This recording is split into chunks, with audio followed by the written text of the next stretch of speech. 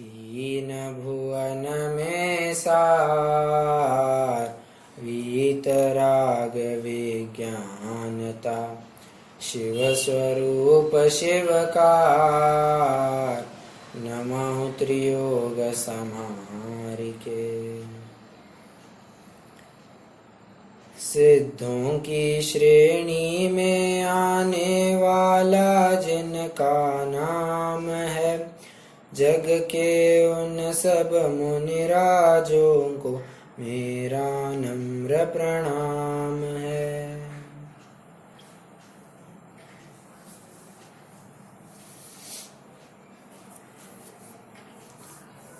मुनि स्वरूप में आहार की कैसी विधि होती है, इस पर हम चर्चा कर रहे हैं।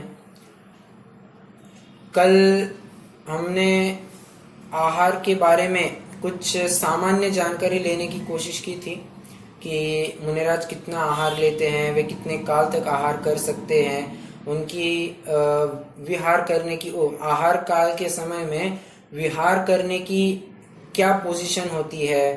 तो इन सब बातों पर भी विचार किया था और हमने ये भी देखा था कि मुनिराज कौन सी बेला में आहार ले सकते हैं। ठीक है, तो कल मैंने ऐसा कहा था कि मुनिराज शाम को आहार के लिए नहीं निकल सकते हैं, परंतु इस बात में थोड़ा सा सुधार करना है। वो जितना कुछ टॉपिक किया था हमने, मतलब मुनिराज कौन सी बेला में आहार कर सकते हैं, ये पहला कल हमने जो भी सुना था, चर्चा की थी, वो थोड़ा सा गौर कीजिए। मैंने पंडित जी साहब से भी बात की, पंडित सचिन जी से। तो चर्चा करने के उपरांत मुझे थोड़ी सी मेरी भूल याद समझ में आई, तो अभी वो सुधार करना है। हमने कल जो भी समझा था उसमें सुधार करना है। देखिए, मुनिराज आहार के लिए किसी भी बेला में निकल सकते हैं, ये आप क्लियर कर लीजिए।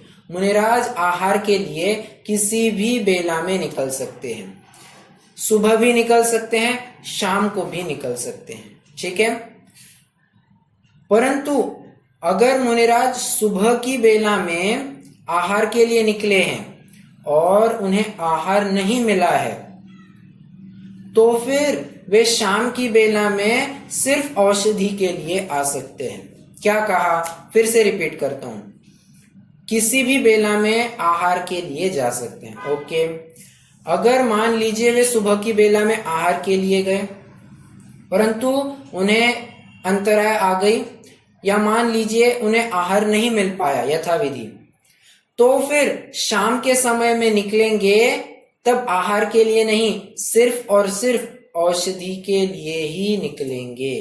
ठीक है, और अगर शाम को आहार के लिए निकलना होगा तो फिर उन्होंने सुबह आहार के लिए नहीं निकला हुआ होना चाहिए।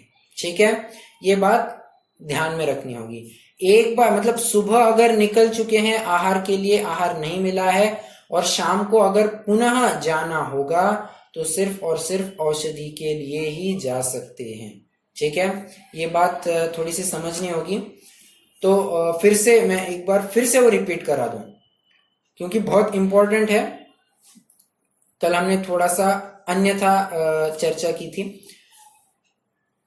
मुनिराज आहार के लिए किसी भी बेला में निकल सकते हैं। ओके, अगर मुनिराज सुबह की बेला में आहार के लिए निकले हैं और आहार मिल गया, तब तो फिर शाम को निकलने की कोई बात नहीं।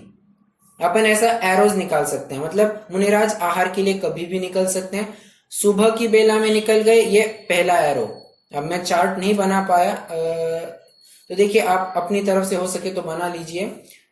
एक ब्रांचिंग ये निकलेगा कि मुनिराज सुबह की बेला में आहार के लिए निकले, फिर उसके दो सब ब्रांचेस बनेंगे, उनको आहार मिल गया तो शाम की बेला में पुनः आहार के लिए नहीं जाएंगे। ओके, मान लीजिए अब दूसरा सब ब्रांच, सुबह में उनको आहार नहीं मिल पाया, तो फिर उसका सब पॉइंट ऐसा बनेगा कि शाम को आहार के लिए, शाम की बेला में आहार के लिए, शाम की बेला में निकल सकते हैं, परंतु सिर्फ और सिर्फ औषधि के लिए निकल सकते हैं। ठीक है, ये तो एक हिस्सा हो गया। अभी दूसरा हिस्सा, मुनिराज शाम को भी आहार के लिए निकल सकते हैं, प्रोवाइडेड वे सुबह आहार के लिए नहीं निकले होंगे। ओके, शाम को वे आहार के लिए निकल सकते हैं और यथाविधि मिल गया तो तब भी वे आहार कर सकते हैं। ठीक है, चलिए, ये रचना आंटी का भी एक प्रश्न था, अभी वे नहीं है पर चलिए वो बता ही दूं। उनका ये प्रश्न था, मुनिराज सिर्फ पानी लेने के लिए जा सकते हैं क्या? पानी पीने के लिए वे जा सकते हैं क्या? तो इस संदर्भ में भी मैंने पंडित जी से बात की तो उन्होंने कहा पानी अगर मान लीजिए कोई औषधि के रूप में लेना होगा तो फिर शायद वे निकल सकते हैं। ठीक है, तो इस प्रकार से बात हो सकती है। हालांकि जिनागम में कुछ ऐसी बात मेरे पढ़ने में या सुनने में तो नहीं आई है, परंतु अगर थोड़ा अनुमान से जानना होगा तो पानी अगर औषधि के रूप में कुछ लेना होगा, कुछ करना होगा, आचार्य ने कहा होगा, तो फिर वे उस रूप से पानी लेने के लिए निकल सकते हैं। ठीक है, पानी पीने के लिए। हाँ, इतना ध्यान में रखना, अगर सुबह आहार लिया है तो फिर शाम को पानी पीने के लिए भी नहीं निकलेंगे। उनका जो कुछ भी है, पानी, आहार, सब कुछ एक ही टाइम होने वाला है। ओके, चलिए, इतनी बात सबको क्लियर है? जो मैंने आज थोड़ा सा चेंज करके बताया वो सबको क्लियर है? भैया एक बार रिपीट कर दीजिए। ओके, रिपीट कर। एक था कि जैसे औषधि ली शाम को, हाँ, औषधि ली शाम को तो फिर मुंह तो जूठा हो जाएगा तो पानी तो लेंगे ही ना? लेंगे, तब लेंगे, तब लेंगे। तो मैं फिर से एक बार वो बात रिपीट कर देता हूं। मुनिराज किसी भी बेला में आहार के लिए निकल सकते हैं, ये आप मेन टाइटल ऐसा बना सकते हैं। उसका एक ब्रांच निकला, क्या? मुनिराज सुबह की बेला में आहार के लिए निकले हैं। ओके, अभी उसके फिर दो सब ब्रांचेस खुलेंगे। पहला सब ब्रांच ये रहेगा, मुनिराज को यथाविधि आहार मिल गया, कोई अंतराय नहीं आई, कोई 46 दोषों में कोई दोष उत्पन्न नहीं हुआ, तो आहार ले लेंगे और उनका काम हो जाएगा। मान लीजिए सुबह की बेला में, दूसरी सब ब्रांच कह रहा हूं, दूसरे सब ब्रांच में ऐसा लिखेंगे, मान लीजिए मुनिराज को आहार नहीं मिल पाया सुबह की बेला में, तो उसके नीचे सब पॉइंट ऐसा लिखेंगे, शाम की बेला में वे सिर्फ औषधि के लिए निकल सकते हैं। ओके, ये तो पहला हिस्सा कवर हो गया। अब दूसरा हिस्सा है, मुनिराज शाम की बेला में भी आहार के लिए निकल सकते हैं, प्रोवाइडेड वे सुबह की बेला में आहार के लिए नहीं आए हो। ओके, तो ये बात है जो मुझे मूल रूप से करनी थी। आई होप आपको समझ में आ गई होगी। चलिए, अभी तो हम अपनी चर्चा की तरफ बढ़ जाते हैं। देखिए, मैं मोटे तौर पर ये क्या प्रक्रिया होती है ये आपको बता देता हूं। मतलब मेन क्या पॉइंट्स होते हैं एक आहार चर्या के समय में, तो वो हम थोड़ा सा जानेंगे। एक रफ आउटलाइन मिल जाएगा। मुनिराज को आहार करना है तो सर्वप्रथम वे सुबह सुबह अपने स्वाध्याय, सामायिक, कुछ लघु शंका, दीर्घ शंका आदि की जो प्रक्रिया है उन सभी दैनंदिन कार्यों को पूर्ण करेंगे। षट आवश्यक में जो कुछ भी प्रवृत्ति होनी थी, देव वंदना सब होगी। उसके बाद वे आहार के लिए उसके बाद जब अनुमान से वे ये जान चुके हैं कि अभी सबका आहार गृहस्थों में सब कुछ आहार बनाया होगा, तो अब मैं निकल सकता हूं, तो मूसल, ओखली इत्यादि के आवाज बंद हो गए होंगे, फिर मुनिराज निकल सकते हैं। दूसरा पॉइंट हो गया। तीसरा पॉइंट, निकलेंगे तो किस पोस्चर में निकलेंगे, हालांकि इसी के अंतर्गत ले सकते हैं कि लेफ्ट हाथ में उनका कमंडलू होगा, लेफ्ट अंडरआर्म में या बगल में उनकी पींछी रहेगी, और फिर राइट हैंड उनका मुकुलित ऐसा कंधे पर बना रहेगा, और इस संकेत चिन्ह को लेकर वे आहार के लिए गमन कर देंगे। ओके, गमन करते वक्त फिर वो पॉइंट बराबर ध्यान में रखना, ईर्या समिति से चलेंगे, फिर जहां बहुत भीड़ भड़का हो वहां पर नहीं जाएंगे, आदि आदि पॉइंट समझ लेना इम्प्लाइड रूप से। 3 बातें हो गई। चौथी बात, अभी सच्ची बात आती है। मुनिराज जब नगर में प्रवेश करते हैं तो वे ऊपरी तौर पर, ये चौथा पॉइंट कह रहा हूं, ऊपरी तौर पर वे परीक्षा करेंगे कि सच्चे श्रावक का घर कौन सा हो सकता है। किन्हीं नियत चिन्हों के माध्यम से निमित्त ज्ञान से उन्होंने जान लिया कि मंदिर आदि के आसपास ही श्रावकों का घर होना चाहिए, तो फिर वहां उन्होंने जान लिया तो उस घर में वे प्रवेश कर जाते। ऊपरी तौर पर श्रावक के घर की परीक्षा कर ली। अब देखना 5वें पॉइंट में ऐसा समझना कि श्रावक ये भी मोटे मोटे तौर पर मुनिराज की परीक्षा करेगा कि बराबर से ये आहार विधि की जो पद्धति होती है वो उसी पोज में आ रहे हैं या नहीं आ रहे हैं, देख देख कर चल रहे या नहीं चल रहे हैं, 28 मूल गुण हमें दिखाई दे रहे या नहीं दे रहे हैं। तो इन सब बातों का अनुमान लगाएगा वो श्रावक, मुनिराज की परीक्षा करेगा और फिर मुनिराज घर में पधारते हैं तो फिर उनकी पड़गाहन विधि करेगा। ओके, और फिर जब वो श्रावक मुनिराज की पड़गाहन करेगा, ये 6ठा पॉइंट हो गया। 5वां पॉइंट क्या था? श्रावक मुनिराज की ऊपरी तौर पर परीक्षा करेगा। 6ठा पॉइंट ये है कि श्रावक ने कंफर्म कर लिया है कि मुनिराज सच्चे हैं, सच्चे दिगंबर संत हैं, तो फिर उनकी पड़गाहन विधि चालू करेगा। नवदा भक्ति से उनको आमंत्रण देगा आहार के लिए। मुनिराज अभी इस समय में बराबर से उस श्रावक की पुनः परीक्षा करेंगे कि ये भक्ति भाव से दे रहा है या नहीं दे रहा है, क्या ये सही से मुझे देने का इच्छुक भी है या नहीं है, या बस तोता रटन कुछ बोले जा रहा है, हे प्रभु धन्य हो गए आप हमारे घर पधारे हैं, बस ये तोता रटन बोले जा रहा है, या वो भाव उमड़ रहे हैं।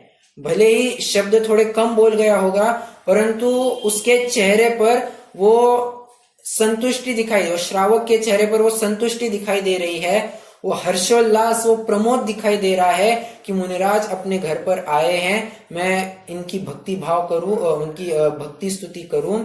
ये वो बराबर से वो चेहरे से झलक रहा है कि मुनिराज ये भी निमित्त ज्ञान से जानेंगे। अगर भक्ति भाव यथावत दिखा तो फिर वे उस घर में आहार कर लेंगे। ओके, ये क्या 6ठा 7वां पॉइंट हो गया। अभी 8वां पॉइंट है कि मुनिराज फिर श्रावक नवदा भक्ति होने के पश्चात उन्हें घर के अंदर ले जाएगा। आगे आगे श्रावक, पीछे पीछे मुनिराज चलेंगे। श्रावक उनको बराबर से दिशा दिखाएगा कि मुनिराज ये यहाँ चलना है। फिर यथावत मुनिराज कायद सर्ग सिद्ध भक्ति करेंगे और सिद्ध भक्ति होने के पश्चात श्रावक या दाता जो है वो आहार देना प्रारंभ करेगा। मुनिराज आहार ग्रहण करेंगे। आहार होने के पश्चात मुनिराज अपने हाथ धो लेंगे, जो गंदे हुए थे वो हाथ धो लेंगे और एक बार पुनः सिद्ध भक्ति करके कायल सर्ग करके वहां से रवाना हो जाएंगे और जंगल की तरफ पुनः लौट जाएंगे। तो ये मूल मैंने एक आपको रफ आउटलाइन दे दिया कि आहार की पद्धति होती क्या है। ठीक है, तो कुल मैंने 10-11 पॉइंट्स गिनाए हैं, उसी को आधार बनाकर अब हमारी चर्चा विस्तार को प्राप्त होने वाली है। ठीक है, अब एक एक पॉइंट को, बिंदु को थोड़ा सा विस्तार से जानेंगे। ठीक है, या मतलब ये मैंने आपको एक थोड़ा सा गाइडलाइन दिया कैसे होने वाला है। इसमें किसी को कोई शंका है?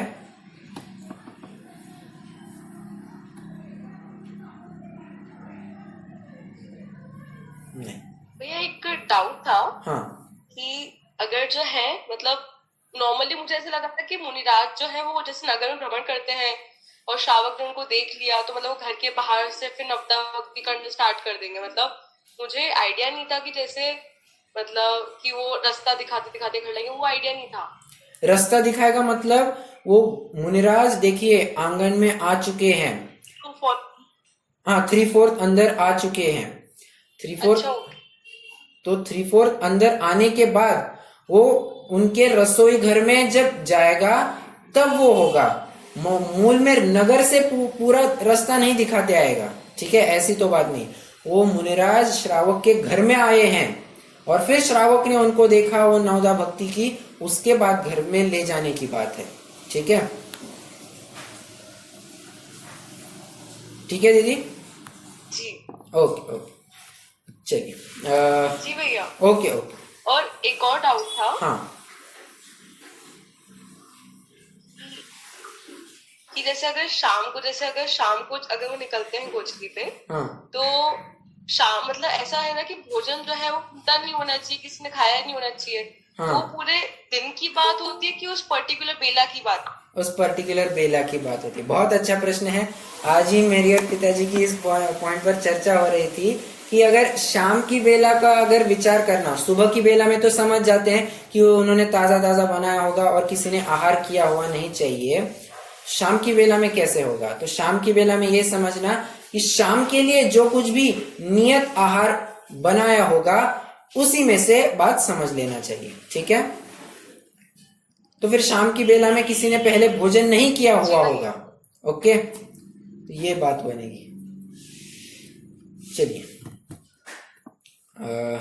आगे बढ़ते हैं। हाँ शाम की बेला में अगर ले रहे हैं आहार, हाँ, आवाज आ रही है? आ रही है। शाम की बेला में अगर आहार ले रहे हैं तो सपोज अभी सीजन में जैसे 6:30 को हो रहा है सूर्यास्त, राइट। तो वो 45 मिनट्स पहले आहार लेंगे हाँ। या उससे भी पहले लेंगे? कैसे रहता है? क्योंकि वो वापस जंगल में जाएंगे तो वो भी सूर्यास्त के बाद तो चलेंगे नहीं, राइट। या सूर्यास्त से 45 मिनट्स पहले शायद बंद कर देंगे चलना, तो कैसे रहता है? देखिए, तो मैंने इस संबंध में अपनी चर्चा भी हो गई है कि मुनिराज सूर्यास्त के 3 घड़ी पहले उनका आहार पूरा हुआ होना चाहिए। 3 घड़ी पहले मुनि का आहार पूरा हुआ होना चाहिए। ठीक है, चालू किया होगा ये नहीं कह रहा हूं। चालू करेंगे अगर उस समय में तो फिर श्रावक को आहार करते करते तो रात ही हो जाएगी। बराबर है। और श्रावक को भी ये आज्ञा है कि उसे भी सूर्यास्त के 1 मुहूर्त पहले आहार पानी सब निपटा कर, यहाँ तक कि बर्तन वर्तन सब मांजकर उसे भी 1 मुहूर्त पहले निवृत्त होना है। तो श्रावक के पहले ही मुनिराज भोजन करेंगे, इसलिए मुनिराज का जो भी आहार है वो 3 घड़ी पहले तक पूरा हुआ होना चाहिए। ठीक है, क्लियर है बात? 3 घड़ी यानी क्या क्या होता है टाइम? 1 घड़ी मतलब होते हैं 24 मिनट और 1 मुहूर्त मतलब होता है 2 घड़ी या यूं कहिए 48 मिनट। ओके, तो 3 घड़ी मतलब 72 मिनट्स पहले उनका आहार, मोटा मोटा मान के चलिए 1.25 घंटे पहले उनका आहार हुआ होना चाहिए। एकदम मोटे तौर पर मैंने अंदाज बांध दिया है, तो उतने पहले उनका हुआ, सनसेट के 1.25 घंटे पहले उनका हो जाना चाहिए। ठीक है, क्लियर है बात? जी भैया। और अपने जो पॉइंट्स बोले ना, हाँ। उसमें दूसरे पॉइंट में कुछ आवाजें बंद हो जाए तो क्या आवाजें, कौन सी आवाजें? समझ में नहीं हाँ आया। अच्छा, ओके ओके। ये जो मूसल होती है, ओखली, मूसल मतलब ये जिसमें भी कूटना पीसना होता है, ओखली होती है जिसमें कूटा जाता है, या चक्की इत्यादि की जो आवाजें होती है, ये सब आवाजें रुक गई हो, मतलब इन शॉर्ट मुनिराज को ये अनुमान बांधना है कि सभी प्रकार के आरंभिक कार्य अभी खत्म हो गए होंगे। ठीक है, ये इस प्रकार की आवाजें बंद हुई होनी चाहिए। ओखली मतलब अब मान लीजिए हम कोई कुछ कूट रहे हैं, नमक पीस रहे हैं, कुछ कूट रहे हैं, मिर्ची कूट रहे हैं, तो उसमें कूटने में आवाज तो होता है, तो ये भी आवाज उस समय में नहीं होना चाहिए। मुनिराज को लगे कि सबका काम हो गया है, उसी के बाद फिर सब काम बनेगा। ठीक है,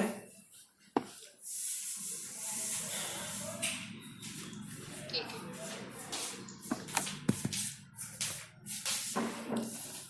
सभी को आवाज तो आ रही है? जी भैया। ओके, क्योंकि यहाँ नेटवर्क गया हुआ दिखाई दे रहा है। 1 मिनट। हाँ,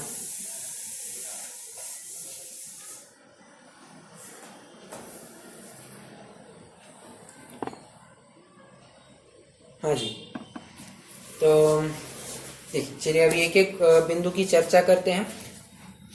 मुनिराज निकल चुके हैं, पहले दो बिंदुओं की वैसे कुछ खास चर्चा नहीं है। अभी सीधे तीसरे बिंदु पर आते हैं कि